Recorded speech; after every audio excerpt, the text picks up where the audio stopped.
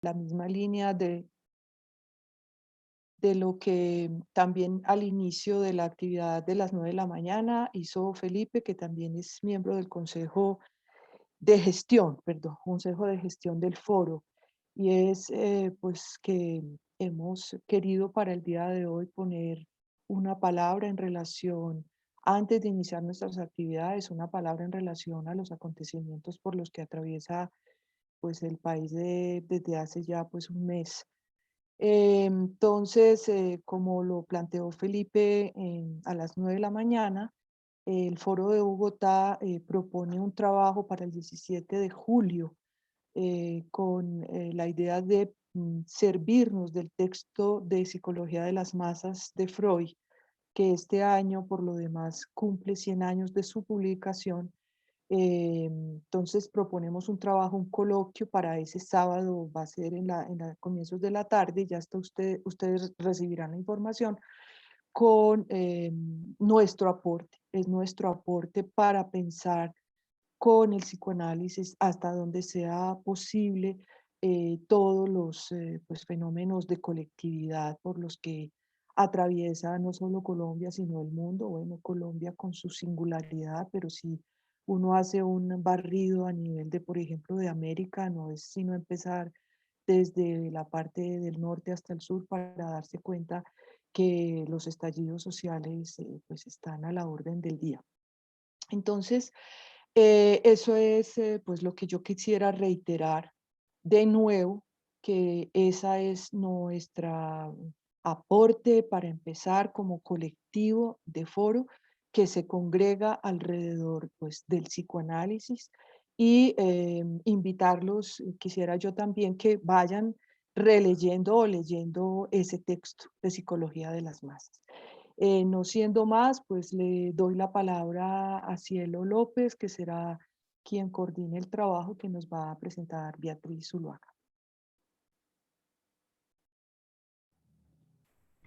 Bueno, buenos días a todos los que nos acompañan en esta mañana, en esta sesión de trabajo en el espacio del coloquio Sueños y Pesadillas, su uso clínico.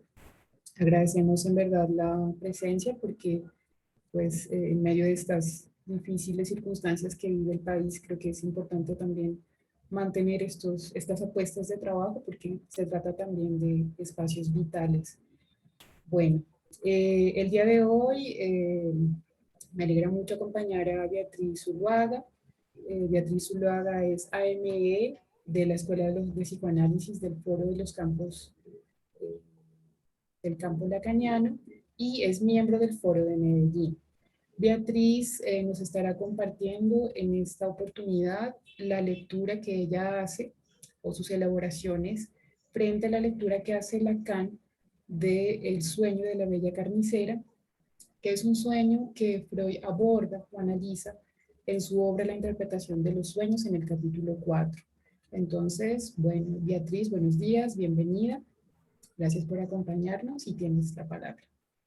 Bueno, muchísimas gracias a todos, al Foro de Bogotá y a todos pues por su asistencia.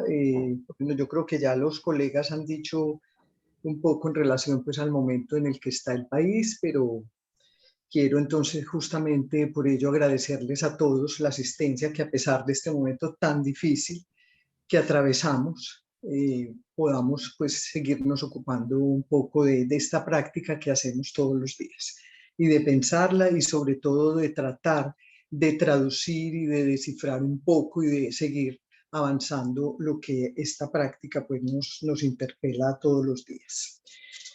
Bueno, entonces como les decía Cielo, yo me voy a ocupar de un sueño, es un sueño muy corto que le trae una de sus pacientes a Freud, que Lacan pues luego llamará la bella carnicera. Como no es un caso, pues no tiene, digamos, tantos elementos para enriquecer pues una discusión, pero de todas maneras, pues a la luz de lo que nos trae Lacan, realmente es mucho el provecho a este sueño tan corto de lo que puede, de la enseñanza que nos puede traer. Bueno, para comenzar voy a leerles dos epígrafes de Lacan en el seminario 5 sobre las formaciones del inconsciente.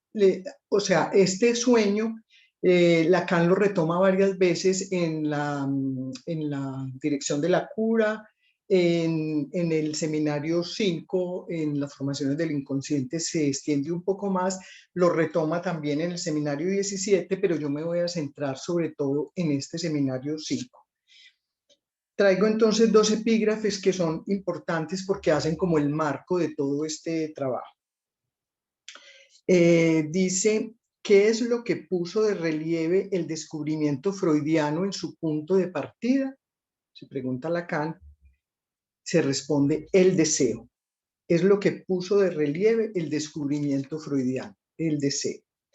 Y el otro epígrafe dice, de una forma general, la función del deseo no lo descubrió el análisis, pero este nos ha permitido comprobar qué grado de profundidad alcanza el hecho de que el deseo humano, esto es muy importante, no esté directamente implicado en una relación pura y simple con el objeto que satisface, sino vinculado tanto con una posición adoptada por el sujeto en presencia de dicho objeto, como con una posición que adopta aparte de su relación con él, de tal forma que nunca hay nada que se agote pura y simplemente en la relación de objeto.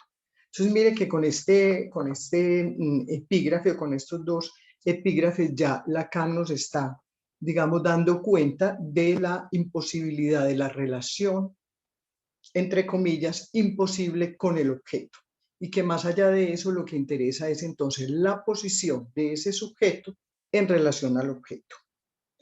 Bien, como ustedes lo han llamado segunda vuelta, vamos a ocuparnos hoy de la interpretación que Lacan nos trae de uno de los sueños que Freud nos consigna en el apartado 4 de su texto sobre la interpretación de los sueños. Sueño que, como ya les dije, Lacan llamará la bella carnicera. Antes de ocuparnos de cómo Lacan interpreta esa interpretación freudiana de ese sueño y lo que extrae de él, recordemos que el contexto de este sueño es muy interesante en Freud. ¿Por qué? Porque Freud está en un momento culmen de su trabajo sobre la interpretación de los sueños. Ustedes saben, pues, como todo el entusiasmo freudiano por la interpretación, por escuchar los sueños, por extraer de ellos enseñanzas para su clínica. Es un momento, digamos, muy florido para el trabajo freudiano y, digamos, un momento de mucho optimismo para él. En ese momento, Freud entonces sostiene una tesis que para él es contundente. Dice, al inicio de este apartado 4, yo afirmo la tesis de que el cumplimiento de deseo es el sentido de todo sueño. Esa es la tesis freudiana. Él insiste en que la finalidad de todo sueño no es otro que cumplir en ellos algo que es negado en la vigilia o el intento, la intención de realizar un deseo inconfesable para el sujeto. Entonces, para los sueños, para Freud, son el intento de cumplir siempre un deseo. Sostenía entonces su tesis, así ello le ocasionara el desacuerdo de muchos de sus colegas, críticos o incluso fuera en contravía de la idea de algunos filósofos que desde la antigüedad sostuvieron siempre el predominio del dolor y el displacer en los sueños. Pero Freud no cedía. Si el contenido, para justificar su tesis, del sueño acarreaba displacer, era, según él, debido al proceso de desfiguración onírica. Desfiguración que se comprueba al contraponer al contenido manifiesto el desciframiento del contenido latente. Y allí, según Freud, después de la interpretación, se revelaría siempre el cumplimiento de un deseo. Entonces él decía, si el sueño es de displacer, no, cuando descifremos, cuando ese contenido latente pueda emerger, vamos a sostener la tesis de que siempre se ha cumplido un deseo. Pero es justamente una de sus pacientes quien viene a rebatirle a Freud su tesis incuestionable. Entonces, ¿qué hace la bella carnicera? Le dice usted que siempre el sueño es un deseo cumplido. Ahora le contaré un sueño cuyo contenido es todo lo contrario, puesto que no me cumple un deseo. ¿Cómo es que usted lo hace condecir con su teoría? Interpela entonces a Freud. Miren la importancia, digamos, ahí de la histeria, pues para que es lo que vamos a ver, que se despliega también en todo este trabajo. Cómo ella, una paciente, va e interpela a ese amo del saber, en ese momento para ella que era Freud. Entonces, el sueño es este. Este lo tenemos en la página 165 del volumen 4. Quiero dar una comida, pero no tengo en mi despensa sino un poco de salmón ahumado. Me dispongo a ir de compras, pero recuerdo que es domingo por la tarde y todos los almacenes están cerrados. Pretendo llamar por teléfono a algunos proveedores, pero el teléfono está descompuesto. Así, debo renunciar entonces al deseo de dar una comida. Entonces miren que todo está supuestamente negado para la posibilidad de dar una comida en este sueño. Voy a centrarme en el análisis que hay en el seminario 5, las formaciones del inconsciente, donde Lacan se está ocupando de entender de qué se trata en el deseo y para ello, por supuesto, se ocupa de los sueños. ¿Por qué ocuparse de los sueños que ha traído Freud? Nos dice, porque a partir de ellos, Freud habla del deseo por primera vez. Nos lo dice en la página 368. Nos habla del deseo precisamente a través de los sueños. Veremos entonces cómo Lacan, deslizándose por los elementos freudianos del sueño, va rastreando particularmente el deseo. Pero, y eso es lo más interesante, digamos, que se extrae de este sueño, en su condición, el deseo, pero en su condición más paradigmática, es decir, en su condición de mantenerse insatisfecho. Entonces, miren que ya es contradice como toda la teoría que nos traía Freud en el sueño de que siempre se satisface un deseo.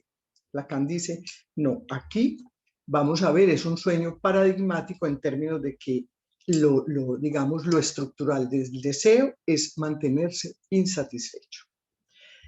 Hay que preguntarse entonces, ¿cómo es que un deseo que se supone solo tiende a complacerse, a resolverse, a satisfacerse, es sostenido justamente en vilo, sin satisfacción?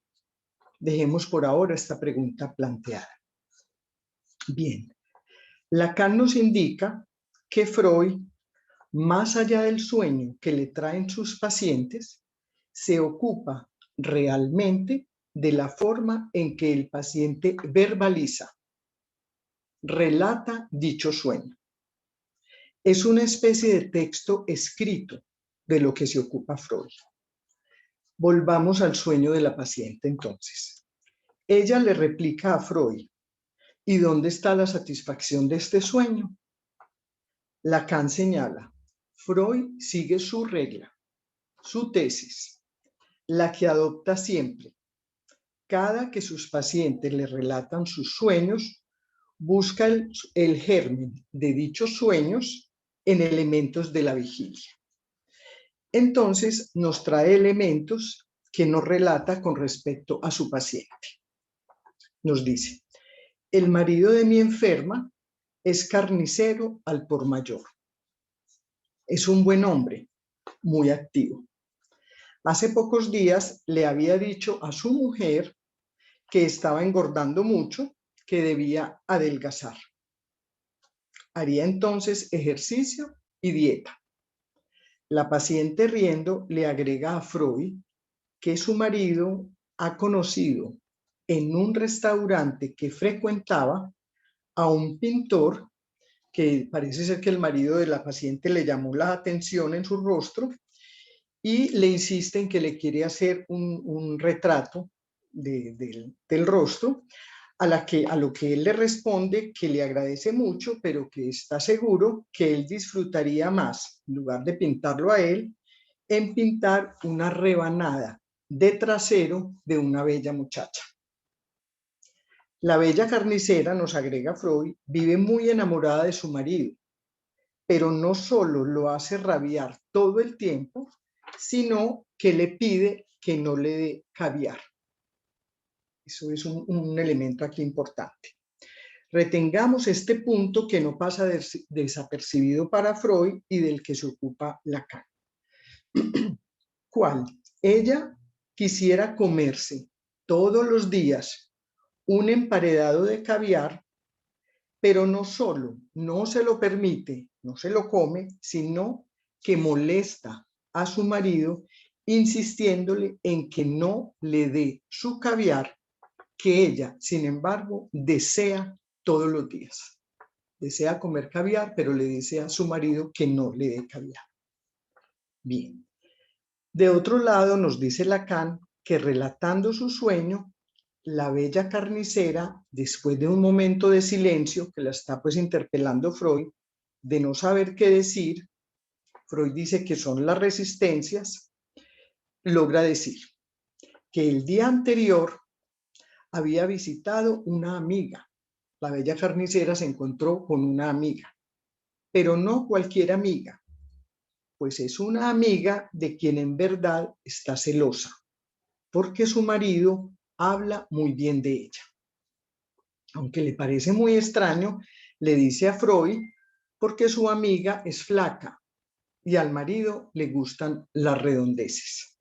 Eso es una pregunta para ella. Ella es flaca porque mi marido habla tanto de ella si a él le gustan las redondeces. Esto lo retoma Lacan y nos dice que además la paciente de Freud le dice que esa amiga le pidió que le invitara a comer a su casa, pues allí se come muy bien. Le pide a ella que le invite a comer a su casa. Pero recordemos que en su sueño todo está cerrado. Es decir, cumple el deseo de no darle comida a su amiga para mantenerla flaca y así evitarle el gusto a su marido. A simple vista, entonces, en un análisis rápido, Lacan nos indica lo que sería un elemento donde parecería que se cumple la tesis de Freud, a simple vista. Si todo está cerrado, este sueño realizaría el deseo de la bella carnicera. ¿Cuál? No contribuir a hacer más bella a su amiga, que ella percibe le interesa a su marido. Entonces, en un primer análisis rápido uno puede pensar, pues dice Lacan que Freud supuso que el sueño, el deseo se cumple en la medida en que si todo está cerrado es porque ella no invita a su amiga, no hay la posibilidad de invitarla y de esa manera se mantiene flaca y no le interesa a su marido. Sin embargo, vemos ahí dos elementos importantes. Primero, hay un deseo que parece no desear cumplirse. Comer caviar, aunque se le desee, la bella carnicera, pero otro elemento donde un deseo es satisfecho. Pero es un deseo articulado a una amiga. Pero ¿y qué pasa con esta amiga?, se pregunta Lacan. Lacan escucha ahí en ese relato un punto importante ligado al salmón ahumado. Pero ¿qué importancia puede tener el salmón? ¿Qué lugar tiene en el sueño? Ella le dice a Freud, ese es el plato preferido de mi amiga.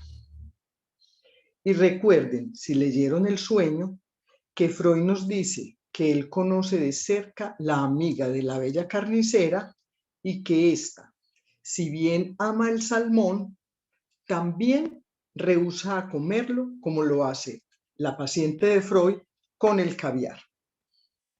¿Qué escucha entonces ahí Freud y qué es lo que interpreta o reinterpreta Lacan? Que ambas, la bella carnicera y la amiga, tienen el mismo comportamiento. Una quiere caviar y le dice no al caviar. Y la otra con el salmón. Le gusta el salmón, pero tampoco come salmón. Punto nodular en este sueño, pues, nos dice Lacan, es una de las articulaciones, eso es una cita de Lacan en la página 371 del seminario 5, es una de las articulaciones muy netas por parte de Freud de lo que significa la identificación histérica. La una no come caviar y la otra no come salmón, a pesar de que lo desee. Ya tenemos hasta el momento entonces dos elementos muy importantes: la insatisfacción de un deseo y el papel de la identificación. Detengámonos un poco aquí, pues ahí se articulan los dos ejes que subyacen en el enigma que parece imponerse para la histeria, que Freud interpreta y luego Lacan nos intenta transmitir en este sueño. Volvamos a él. Lacan retoma lo que nos dice Freud, abro comillas. Se ha identificado con su amiga. Si ella, su paciente, se ha dado en la vida real un deseo no realizado, el de no comer caviar, es como un signo de esta identificación, es decir, en la medida en que se identifica con otra, con su amiga. El problema planteado aquí por Freud es la relación que tiene con la amiga de la que tiene celos. Y aquí Lacan nos empieza a abrir la brecha de lo que es realmente el enigma de este sueño. Vamos recogiendo entonces. La bella carnicera en el sueño, como ya dijimos, parecería que finalmente le da la razón a Freud. En su sueño sí se cumple un deseo a simple vista, es cierto, pero, nos dice Lacan, no del modo como se esperaría. Se cumple un deseo, nos dice Lacan, pero del modo como le interesa a la histeria. Es como lo fundamental aquí, que es crear, mantener y sostener un deseo, pero siempre insatisfecho. Lacan nos dice en este sueño, eso es lo que se evidencia, que la paciente de Freud finalmente está preocupada por crearse un deseo insatisfecho. ¿Pero por qué? Nos preguntamos. ¿Qué interés en crearse un deseo insatisfecho? En este sueño, nos dice Lacan, nuestra carnicera se encuentra con el pedido, con la demanda de su amiga, que Lacan nombra ese pedido de la amiga el elemento genético del sueño, es decir, lo que lo provoca. Invítame a comer a tu casa. Y en ese punto es que descubrimos la subyacencia de una situación que es la situación fundamental del hombre entre la demanda y el deseo. Eso es muy importante. Y es justamente eso lo que Lacan nos dice que la histérica nos ilustra y nos enseña, pues ésta vive pendiente de esa excisión entre la demanda y el deseo. Es decir, lo que la histeria muestra, denuncia, sostiene, es que más allá de toda demanda supuestamente colmada, siempre habrá un más allá no realizable. Ustedes saben que Freud nos dice en este sueño, y Lacan lo retoma, que ella tiene un marido que la colma, que la ama, que le ofrece además el caviar todos los días, pero ella, sin embargo, está en la insatisfacción. Es ahí donde el deseo insatisfecho y la identificación dan cuenta de dónde desemboca el verdadero problema de la histeria. ¿Cuál? Esa tensión constante que sostiene entre la demanda y el deseo. Volveremos a esto. ¿Qué demanda esta mujer en la vida antes de su sueño? Amor, nos responde Lacan. Pero nos dice también que eso no es exclusivo de la histeria. Todo el mundo demanda amor. Pero la histérica, nos dice, lo hace de un modo, digamos, más estruendoso, más aparatoso, nos dice Lacan. ¿Qué desea ella entonces? Desea caviar. ¿Pero qué quiere? Que no le den lo que desea. Es a partir de aquí que Lacan nos comienza a introducir en los laberintos de la histeria utilizando todos los elementos de este sueño. De entrada se hace una pregunta. ¿Por qué para que una histérica pueda sostener un comercio amoroso que le sea satisfactorio, es su condición, primero, que desee otra cosa? Y en el sueño es el caviar, nos preguntamos, lo que tiene el papel de representar esa otra cosa. Pero esta otra cosa, nos dice Lacan, para que cumpla su función, debe negársele también. Es decir, que no se le dé. Miren como todo como la emergencia de lo metonímico en esto que se va desplazando de un objeto a otro, finalmente para indicarnos cómo del objeto de lo que se trata finalmente no es posible atraparlo en el significante ni en el decir del otro, podríamos pues, ni en el ofrecimiento del otro. Entonces, pero esa otra cosa, nos dice Lacan, para que cumpla su función debe negársele también, que no se le dé. Laberintos, entonces decía, por los que transita el deseo en la histeria. Para que pueda satisfacerse este deseo, debe coagularse como insatisfecho. Su marido la ama, le ofrece algo que a ella le gusta, puede colmarla, pero ella lo rechaza. La desea en su cama.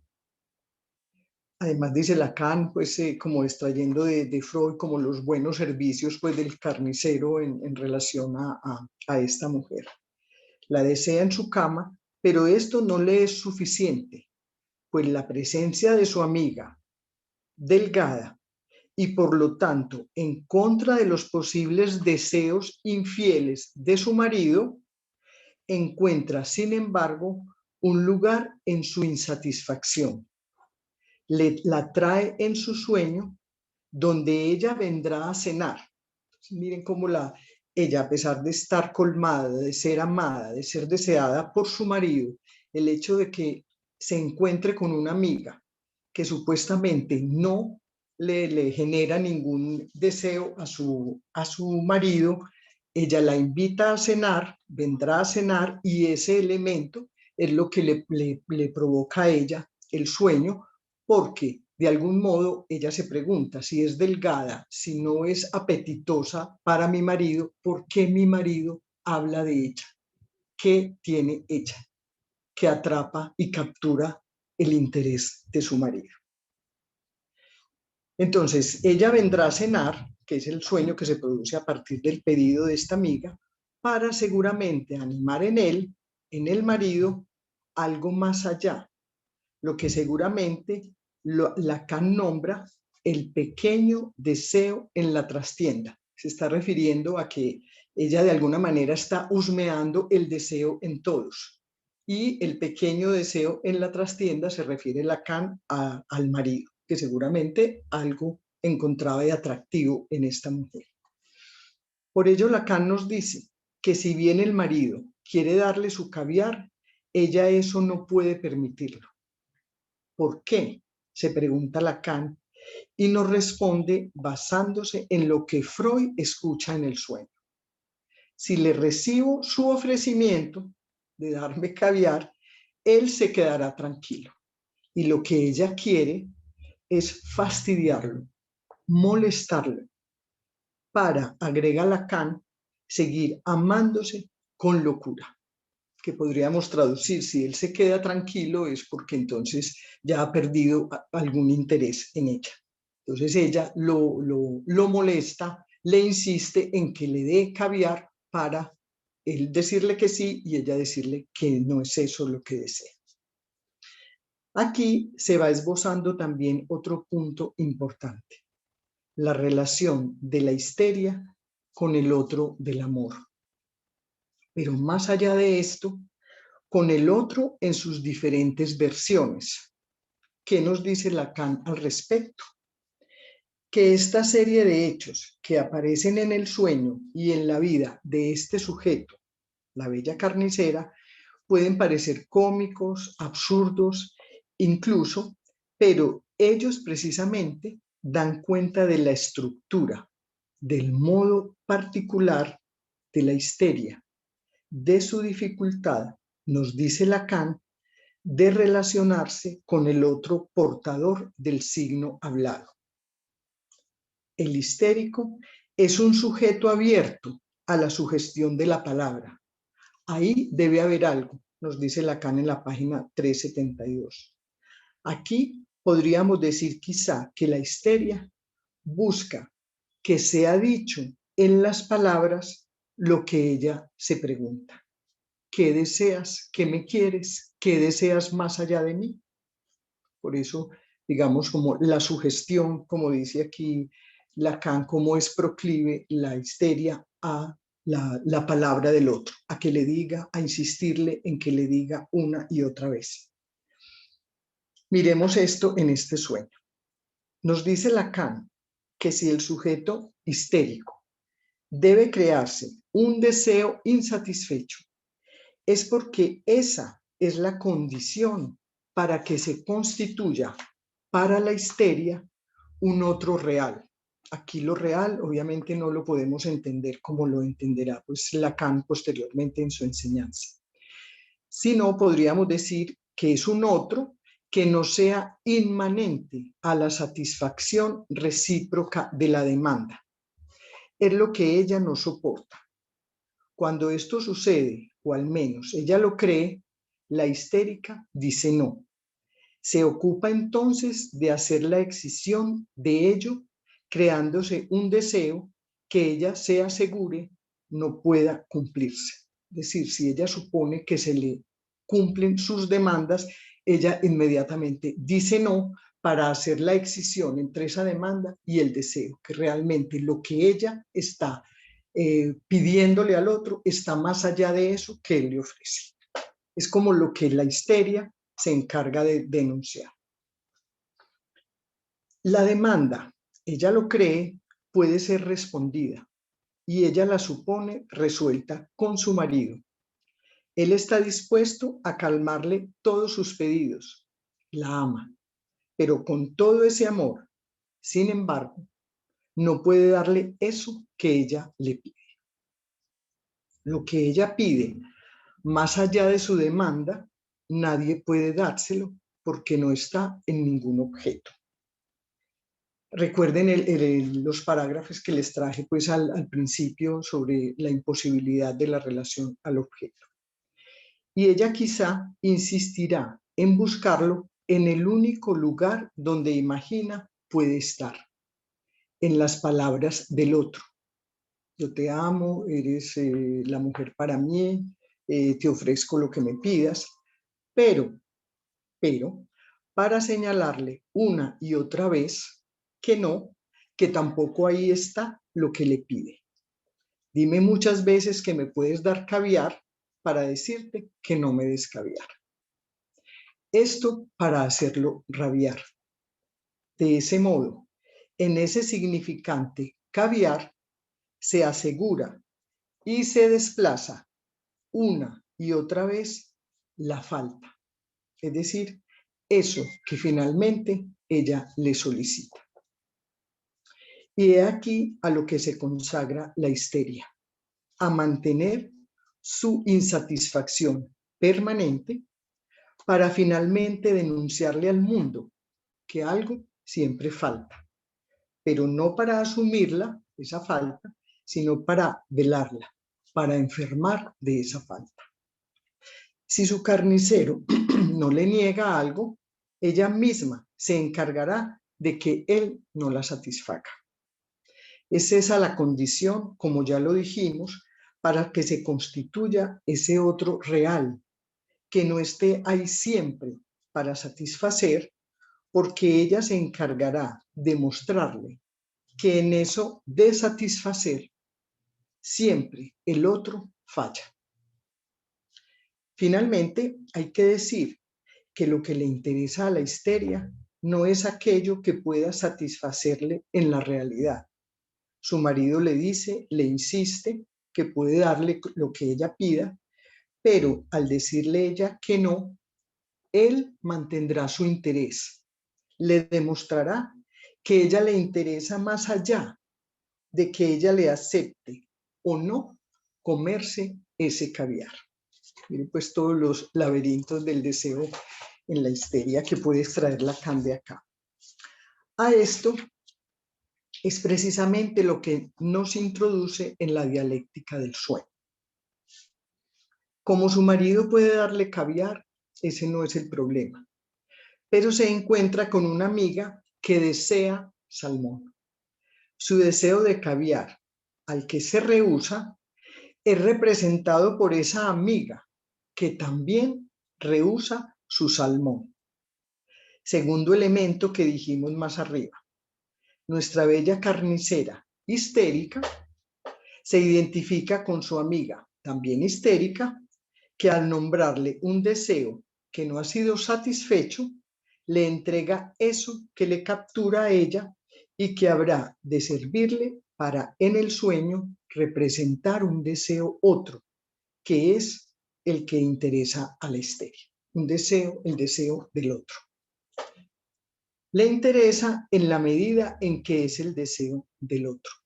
Y abro aquí comillas. Del deseo como más allá de toda demanda. Es decir, en tanto que ha de ocupar su función en calidad de deseo rehusado. Eso es una cita de Lacan en la página 374. Bien.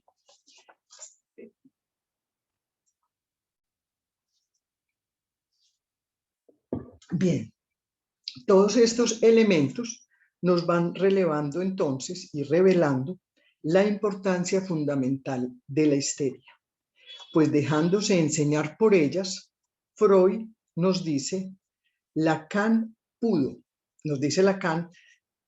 en sus bocas de oro encontrar los laberintos por donde se estructura el deseo en los seres de la palabra.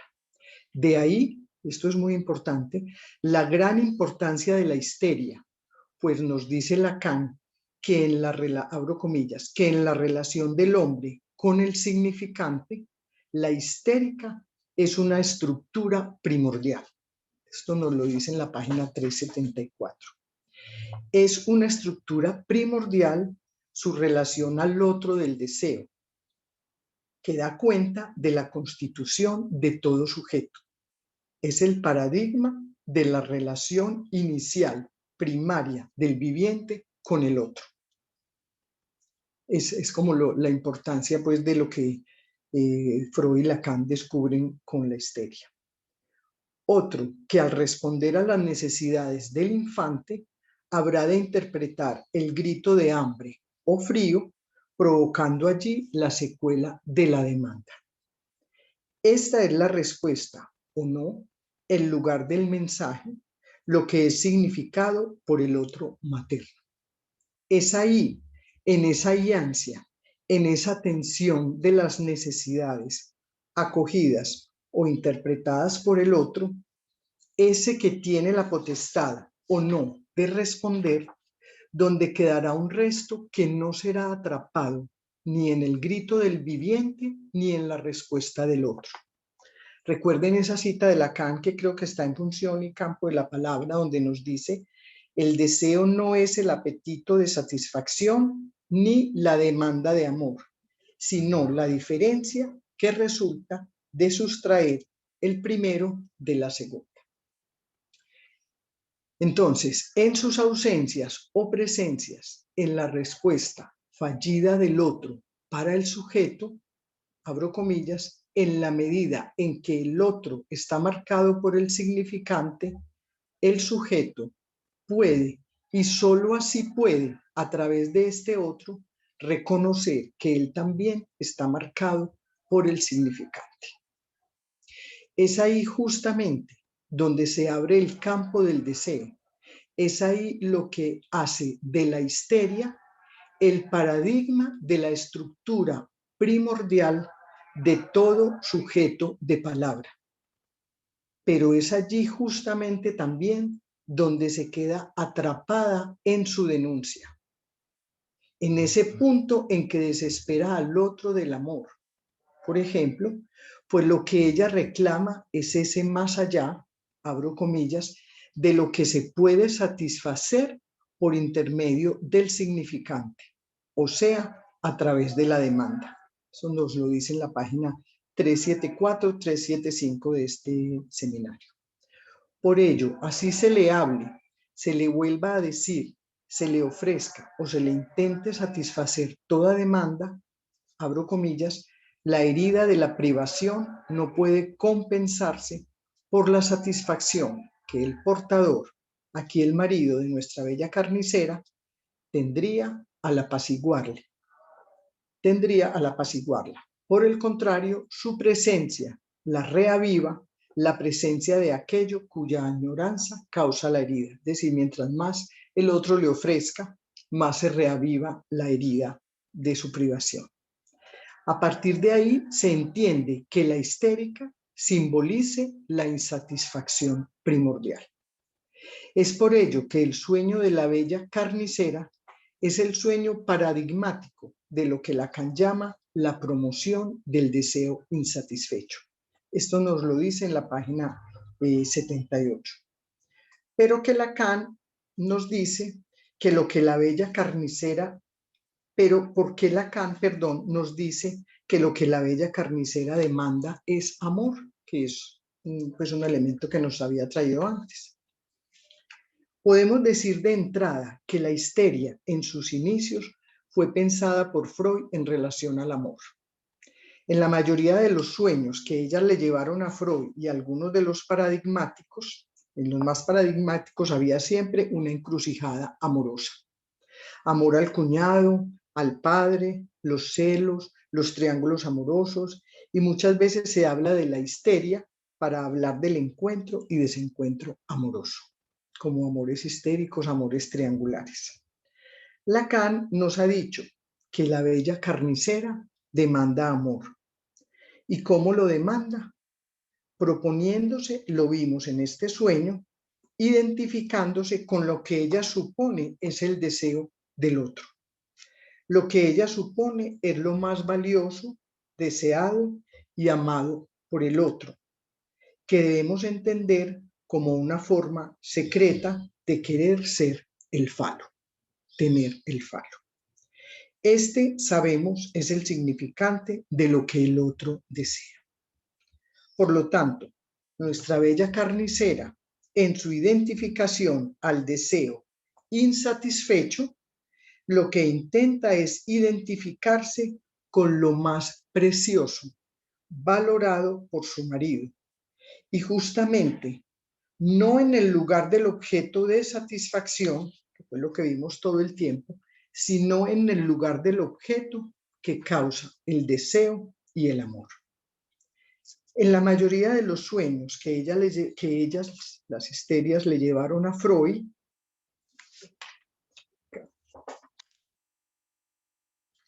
y algunos, sino en el lugar del objeto que causa el deseo y el amor. Ella quiere ser entonces lo que le falta al otro, tener el falo. Esto es finalmente su estrategia.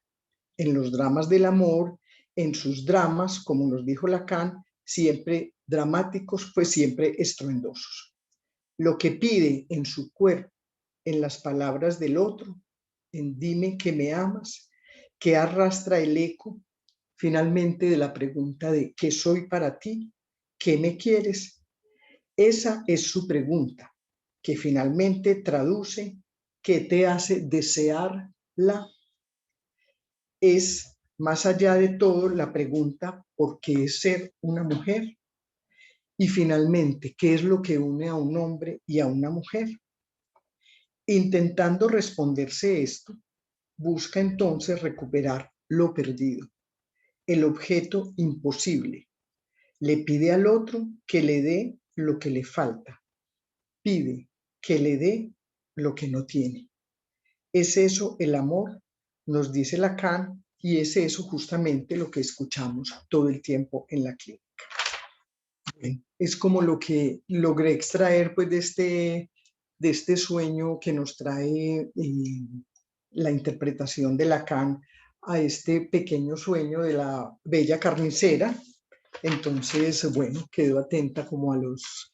Es difícil, como les decía ahora, porque como es solamente un sueño, aparentemente no hay muchos elementos a pensar, a trabajar, pero yo creo que lo fundamental aquí, como lo vimos, es cómo este sueño lo que nos ilustra es, digamos, la relación estructural de todo sujeto de la palabra, la emergencia misma del deseo en el sujeto de la palabra.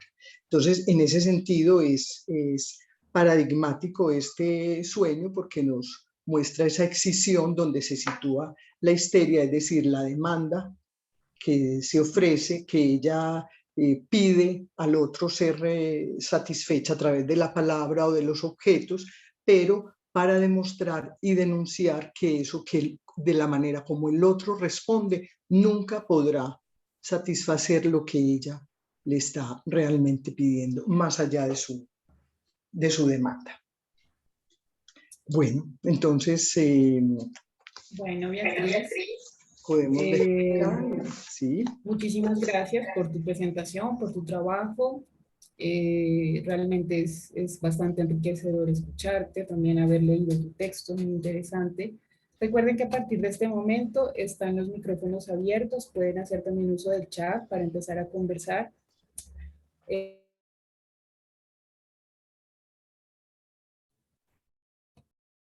Ya, perdón. Mientras se animan a hacer sus comentarios o sus preguntas, yo quería, bueno, como hacer un pequeño comentario alrededor justamente para poder empatar un poco lo que tú nos traes con tus elaboraciones. Justamente me parece interesante tu texto porque es como si planteara tu elaboración un giro en relación a lo que veníamos abordando, ¿no? Justamente, pues, siguiendo la brújula un poco del texto freudiano, habíamos ubicado en la sesión anterior de este coloquio, habíamos ubicado el esfuerzo que hacía Freud para poder situar cuál era el sentido de los sueños, ¿no? Y precisamente él mostraba que hasta ese momento, digamos, de su elaboración, el sentido de los sueños para él es la realización del deseo, ¿no? El sueño como realización de deseo. Lo interesante de esta elaboración que tú nos compartes es poder mirar justamente ese movimiento de ya no el sueño simplemente, digamos, como realización de deseo, sino justamente que ver aquí cómo en esa aparente no realización del deseo, que es en inicio como pareciera que aparece el sueño de esta paciente de Freud, de la bella carnicera, como dice Lacan, pareciera que no hay la dimensión de la realización de un deseo y sin embargo, en efecto, se trata ahí de la realización de un deseo otro, ¿no? Tú lo citabas muy bien como en tu texto también, esta cuestión de un deseo otro, pero bajo la forma justamente del deseo de otra cosa, ¿no?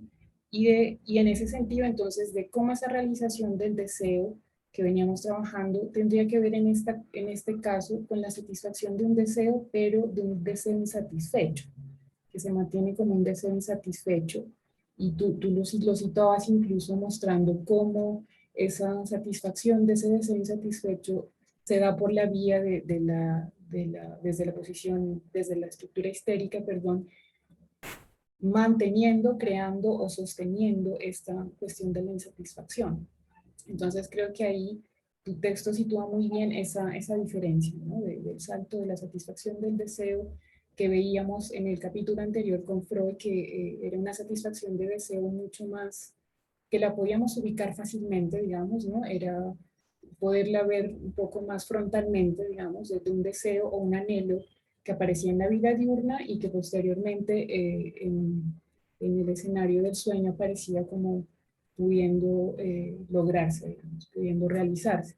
Sin embargo, acá hay un giro muy interesante porque entonces parecería que ya no es simplemente por la cuestión de la deformación onírica, sino que este sueño exige un poco más la cuestión del desciframiento, porque de todas maneras ahí estaría en juego ya, digamos, el modo particular en que se constituye o se organiza la dimensión deseante en la estructura de la histeria.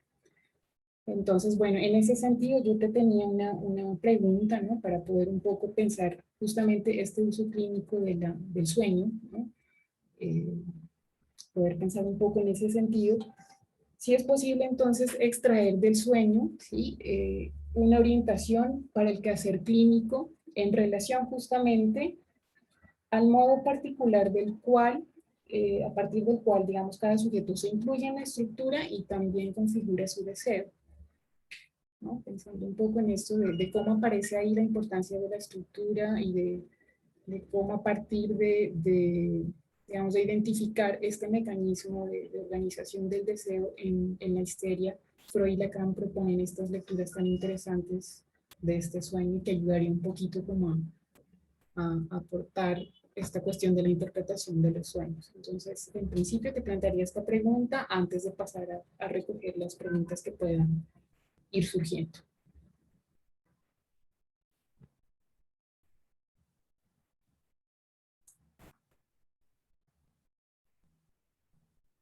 Beatriz, tu micrófono está apagado y tú mismo puedes prenderla ya. Sí, gracias. Sí, cielo, muchas gracias. A ver, cuando hacía referencia al deseo insatisfecho, es importante, hay que tener en cuenta que lo que aquí nos trae Lacan, pues, trayendo este sueño de Freud, es señalando el deseo insatisfecho, pero en la histeria. ¿Por qué? Por lo que decíamos ahora, que lo que descubre el psicoanálisis justamente, sobre todo con los avances lacanianos, es que precisamente la histeria es tan fundamental porque es la neurosis misma, o sea, la histeria da cuenta de la neurosis misma, es decir, nos da cuenta de la manera, del modo como todo ser hablante entra en la estructura. Y en esa medida es lo que este sueño nos muestra, como la importancia del deseo, es decir, si el deseo, si el otro, porque por eso traía como toda la referencia inicial pues que nos trae Freud en relación al viviente con el otro materno que tiene la potestad de recibir, de dar o no, como la importancia de que las necesidades no siempre sean satisfechas, es decir, que el otro en su presencia y ausencia le indique a ese ser viviente que él está ocupado, interesado en otro lugar, es decir, que falle, le transmite a ese viviente que hay un deseo más allá de él. Y de alguna manera es lo que hace lo posible la humanización de ese viviente. Es decir, que ese otro tachado, ese otro deseante, digamos, no supla siempre, pero eso le permite a este viviente hacerse sujeto también del deseo. Por eso, ese deseo, lo que nos muestra la histeria, ese deseo de ese sujeto siempre será el deseo del otro, porque es a partir de ese otro donde se hace posible la emergencia de este deseo. Entonces, en ese sentido es muy importante como el énfasis que hace Lacan en mostrarnos cómo la histeria lo que hace es ser lo que nos ha enseñado es cómo se constituye todo sujeto de palabra. Eso de un lado. Ahora, los sueños como orientación clínica. A ver, esto hay que ser un poco cautelosos con esto. Primero, si nos ubicamos, como decía ahora, en el momento en el que está Freud, es un momento de entusiasmo donde él piensa o cree entender al inconsciente como un saber que puede ser descifrado. Y uno de sus modos, como él lo imaginaba, era con los sueños. Los sueños son la vía real al inconsciente.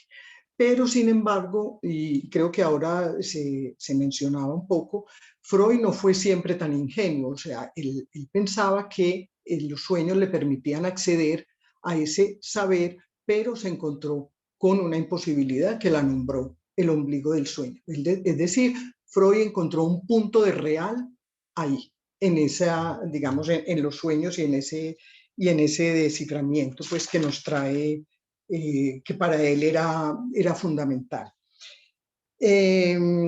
Ahora, cuando Freud encuentra en estos sueños que nos trae como la imposibilidad, digamos, todos los laberintos que le enseña la histeria, Freud de algún modo ya encuentra también y ya da cuenta en esos sueños y en los casos pues que le llevaron sus pacientes cuando lograban hacer una demanda, es como la relación imposible de todo sujeto con el objeto.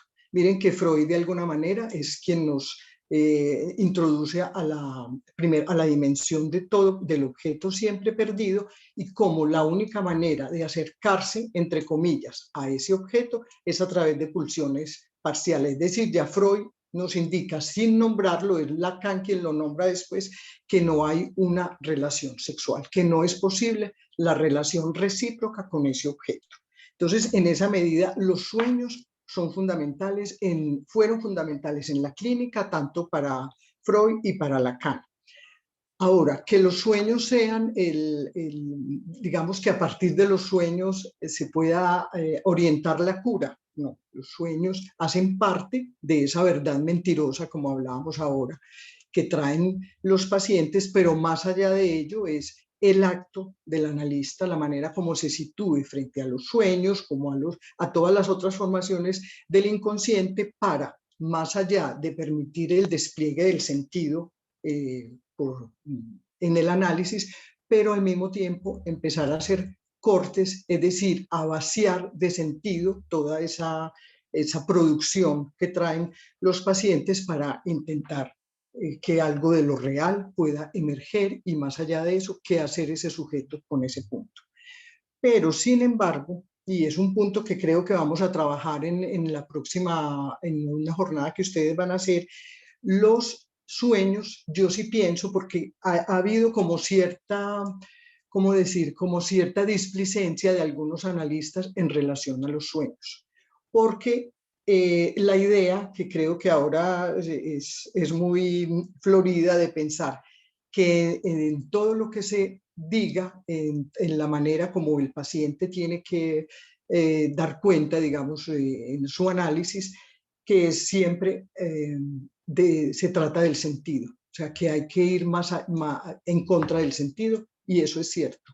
Pero en los sueños creo que no siempre se aparecen o emergen para engordar sentido o para mantenerse en el sentido. Hay sueños que pueden dar cuenta de un pasaje, de un franqueamiento importante en el análisis, incluso de una entrada en el análisis, incluso del establecimiento de la transferencia en el análisis. Y hay sueños, no todos los sueños apuntan a recubrir lo real, porque están las pesadillas ahí donde el sujeto despierta, y hay sueños que son fundamentales en el final del análisis. Y creo que de eso se trata en lo que vamos a hablar después en el otro trabajo que va a ser Bogotá, porque hay sueños y los encontramos en los testimonios de PASE, en la experiencia con el CIG, siempre en los testimonios hay un sueño que es paradigmático y es fundamental en la manera como el otro es destituido, por ejemplo, o en la manera, o sueños que permiten incluso la salida del análisis. Entonces, no podemos pensar que es a través de los sueños que nos orientamos en la cura, no, ahí eso se quedaría corto, hace parte de, pero sí creo que, y por la experiencia clínica, lo que escuchamos todos los días, y sobre todo pues en la pregunta por los finales de análisis, hay sueños que pueden desanudar realmente un punto en el análisis y permitir su salida o su entrada o indicar un punto de real. Es como lo que podría decir, y los escucho a ustedes también, porque me parece que este punto de pensar los sueños, el estatuto que siguen teniendo en la clínica, me parece muy importante. Sí, muchas gracias, Beatriz, por su respuesta. Sí, me parece importante que ese también es todo un tema de indagación, ¿no? Ver cómo se van dando estos cambios en los diferentes momentos de un análisis de cómo el sueño se ve también transformado, porque ahí lo que va a aparecer entonces son otras cosas y por lo tanto posibilitan otras lecturas también. Bien, gracias. Bueno, no sé si tenemos por ahí alguien más que se anime a una pregunta, un comentario. Creo que tu texto también sitúa y pues trae también muchos elementos, ¿no? Que son, digamos, como aristas clínicas también, no solo el tema de la estructura, sino, bueno, también la cuestión de la configuración del deseo. Finalmente también ahí la posición del analista, ¿no? Frente a esto que trae un sujeto que cuenta un sueño, por ejemplo. Entonces creo que hay muchos elementos para tocar allí. Sí, cielo, porque justamente cómo pudo saber Lacan de la manera como se constituye el deseo, cómo reafirma o cómo le permite indagar sobre cómo se sitúa ciertos sujetos frente al deseo, frente al objeto, frente al amor, a partir de estos sueños. No solamente, pero cómo los sueños sí permiten vislumbrar la manera como un sujeto se puede situar frente al amor, frente al deseo, frente al objeto, pues al trauma del sexo finalmente. Que fue lo que hizo que Freud se ocupa. Bueno, con todo tenemos que situarnos siempre en el contexto freudiano, digamos, en la mirada fálica de Freud, que esta mañana, pues, o ahora más temprano lo veíamos también con el caso de la joven homosexual, como Freud insistía en que él podía representar al padre para esta mujer, o cómo suponía que podía en ella haber un viraje en relación al hombre, al matrimonio, y que ella de alguna manera construye sueños para engañarlo, porque es la mirada freudiana en este momento, ¿cierto? Pero sin embargo, Freud alcanza a percibir un más allá, como lo pudo percibir también en Dora, a pesar de que él insistía que en un principio que Dora estaba interesada en el señor K, por ejemplo, cómo él logra percibir que hay un interés más allá de él, que es cuando nombra pues a la mujer, a la señora K, pues cómo logra percibir en Dora un interés más allá de lo fálico, digamos, de la relación al hombre. Sí, yo te planteaba la pregunta de la orientación, digamos, el sueño como un recurso de orientación en la clínica, porque justamente a mí me llamaba mucho la atención en el texto, me hacía pensar, ¿no? Digamos, un poco como, claro, está la cuestión, ¿no? De la desfiguración onírica, pero entonces en este texto tú mostrabas un poco cómo esa desfiguración, o digamos, en algo que se entrelaza, digamos, o se engarza con esa desfiguración onírica, sería también lo particular de cómo está armado esa dimensión del deseo para ese sujeto, porque precisamente, digamos, para poder, para que Freud se pudiera acercar a ver, digamos, esto de que ahí había una realización de un deseo, él lo logra precisamente porque se da cuenta que, que lo que hizo esta paciente finalmente es poner ahí en escena ese sueño, es la manera en la que ella desea, digamos, la manera problemática en la que ella desea, de que finalmente se trata es de satisfacerse en eso, que no encuentre una realización como tal, digamos, ¿no? Que ese deseo esté siempre abierto, digamos, siempre abierto al infinito, que no tenga una satisfacción en términos reales, aunque en términos reales tú lo ubicabas también en tu texto, su esposo puede satisfacer ese deseo en el caso, por ejemplo, del deseo del caviar. Pero no se trata justamente de eso, sino abrir que esa posibilidad quede abierta a la cuestión de la no satisfacción. Entonces creo que me llamaba la atención eso, o sea, de que más allá de los mecanismos que a partir de los cuales, digamos, se arma todos estos modos raros, muy locos, ¿no? Digamos, extravagantes, incluso de cómo aparecen las imágenes en los sueños y demás, en el trasfondo está en juego justamente esta cuestión de un mecanismo bajo el cual ¿cómo decirlo? Sí, se organiza la cuestión del deseo del sujeto. Creo que esto es lo que por lo menos a mí me deja como lo que me aporta, digamos, tu texto, lo que me permite pensar. Sí. Sí, aunque Freud obviamente se queda corto en la posibilidad de escuchar eso, pero bueno, es por el momento también de su trabajo. Es un momento realmente muy, pues muy al comienzo de todo su trabajo, pero algo percibe él, porque él de todos modos dice, ella se crea un deseo que es insatisfecho, pero el trabajo que él intenta hacer es demostrar que finalmente se realiza un deseo.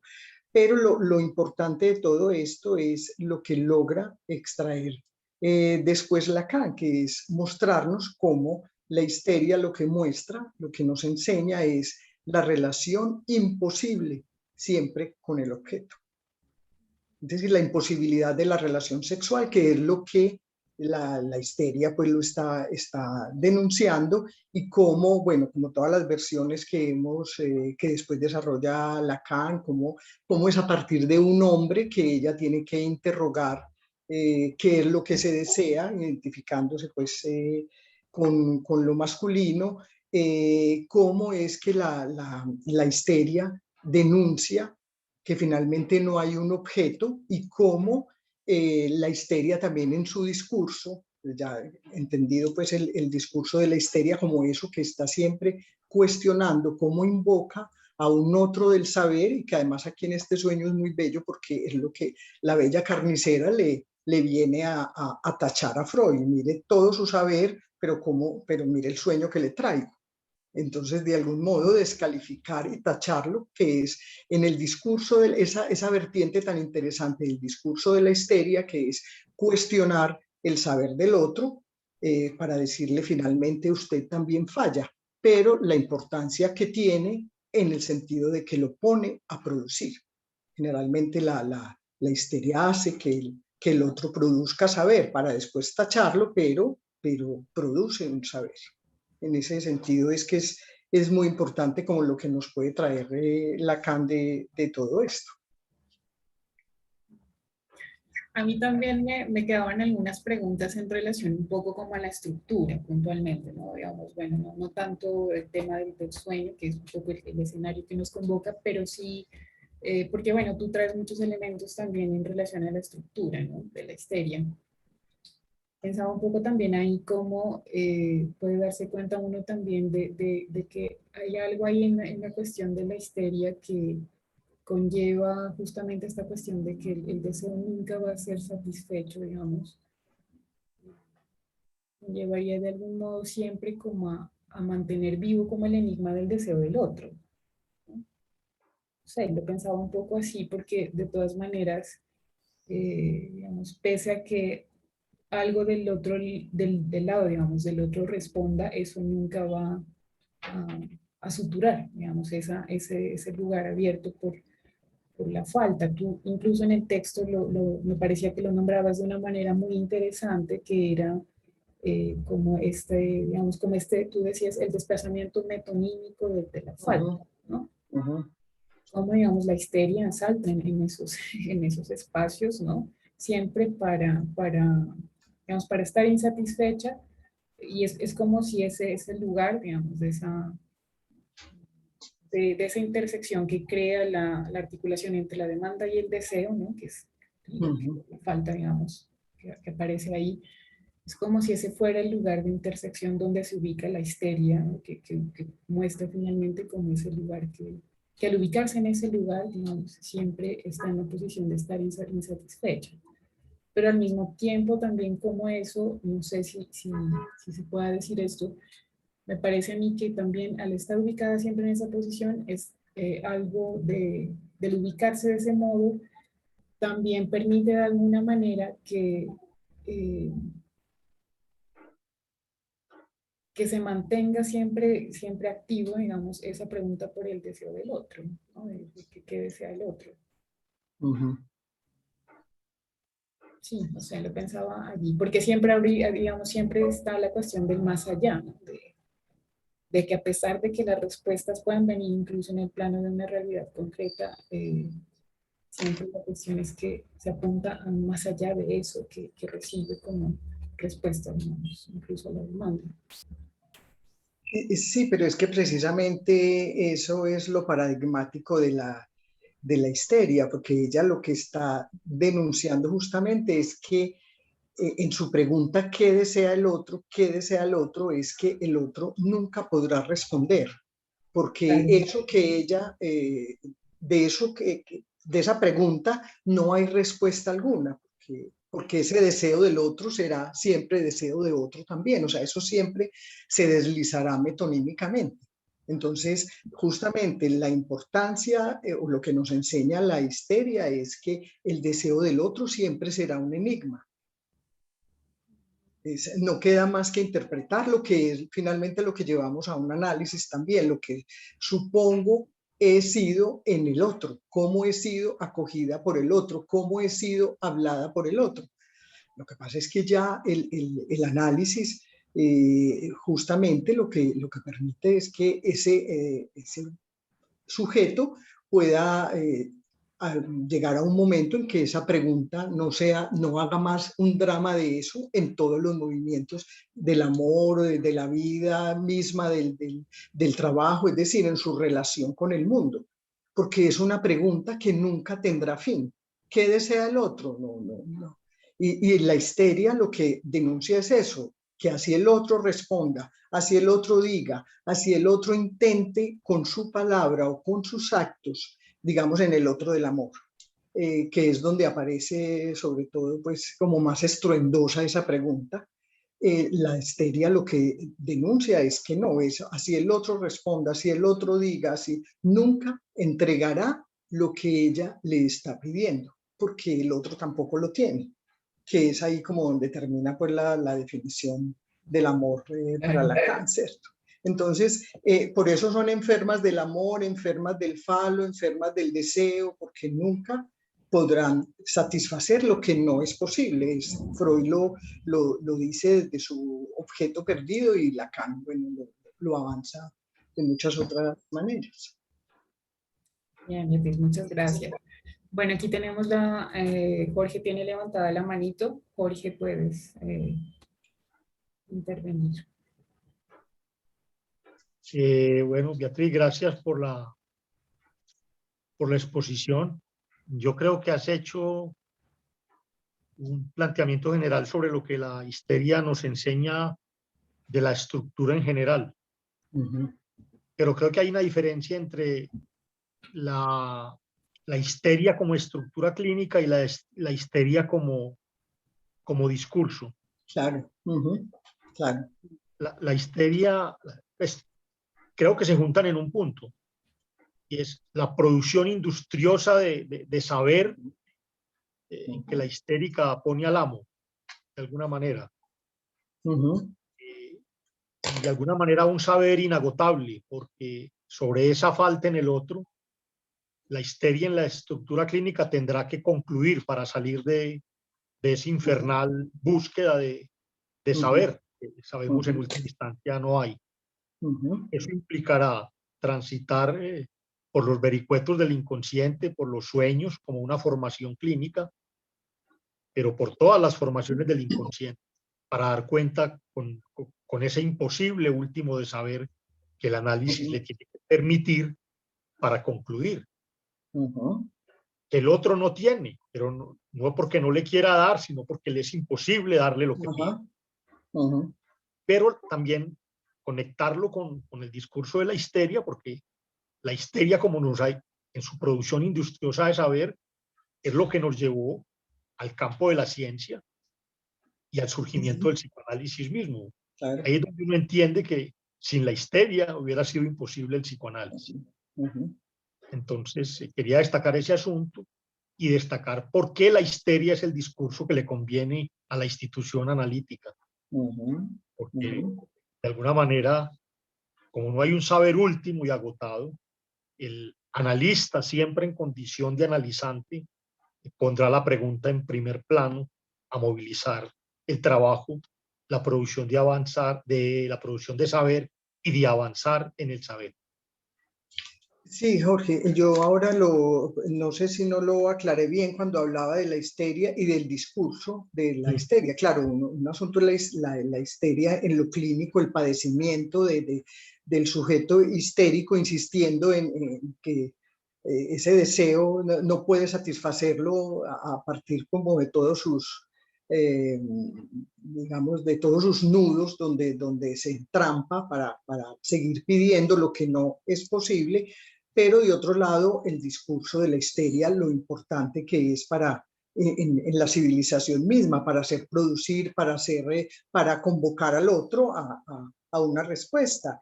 Y lo importante de Freud es que, como tú dices, si tenemos el psicoanálisis fue porque Freud de algún modo fue dócil a soportar los embates de la histeria de alguna manera, cómo fue dócil en dejarse enseñar y en dejar que ellas enunciaran su pregunta, ¿cierto? Entonces, lo mismo que en un análisis, a lo que hay que empujar es a una histerización de esa pregunta del paciente, que es un punto muy interesante que nos trae Lacan, ¿cierto? Cómo hay que histerizar al paciente, ¿para qué? ¿Para qué? Para que lo que él mismo diga sea cuestionado, sea puesto en falta para poder ir más allá, pero hasta un tope que ya le corresponde al analista en su acto. Pues. Entonces, claro, hay una diferencia grande entre la histeria como discurso y la histeria clínica. Había un comentario de otra persona por ahí. Perdón. Sí, hay aquí un agradecimiento de Yolima Castaneda. Muchas gracias, dice, por las intervenciones de hoy a Beatriz y a Jorge. Pero no tenemos más preguntas por ahora.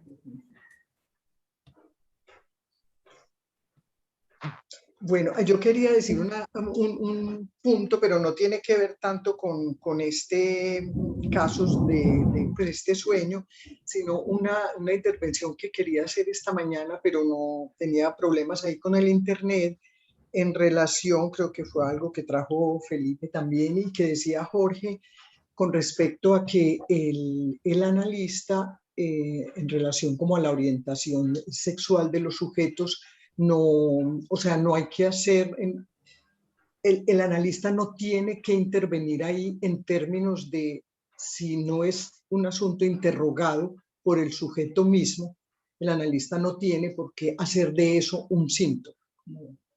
Es decir, si eso no hace signo, como decía Clara también, para ese sujeto, si eso no es un problema para él, no hay que suponer que es un asunto que hay que trabajar en el análisis si no es traído por el sujeto mismo, porque si no eso implicaría prejuicios del analista en relación a una orientación sexual. En ese sentido, pues me parece que era como importante traer cómo no hay que hacer un síntoma que no sea el analista el que cree, el que inyecte el síntoma en el paciente, decirlo de alguna manera.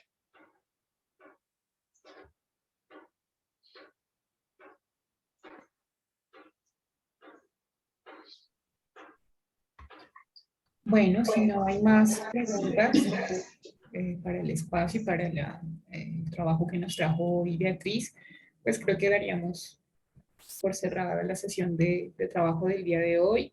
Muchas gracias nuevamente, Beatriz, por tus elaboraciones, por tu trabajo tan interesante, tan juicioso. Y bueno, pues esperar que todos los que estuvieron hoy nos acompañen en la próxima sesión de trabajo para poder ir haciendo, recoger nuevas elaboraciones respecto de esta obra tan bella de Freud. Bueno, entonces... Y tan complicada de Lacan. Tan complicada, sí, este sueño ya creo que nos deja pensando muchas cosas para ir terminando de elaborar en la próxima sesión también. Así que bueno, Beatriz, muchas gracias a todos. Cielo, a ustedes, muchas gracias. Para todos. Y gracias a todo el Foro de Bogotá también. Muchísimas gracias. A ti, muchas gracias. Hasta luego. Chao, que estén bien, hasta luego. Hasta luego, mil gracias.